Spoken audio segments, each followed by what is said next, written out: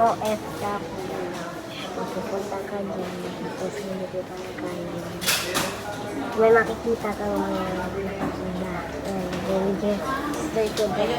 Tapos bibigyan ka ng ID.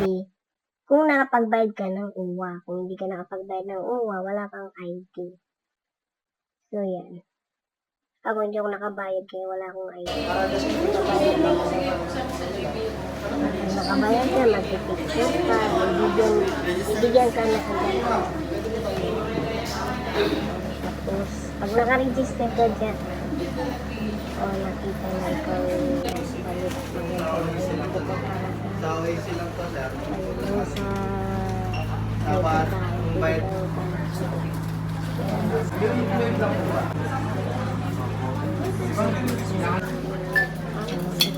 pagkain.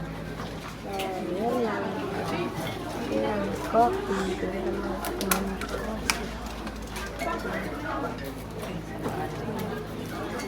Kaya pagkain mo.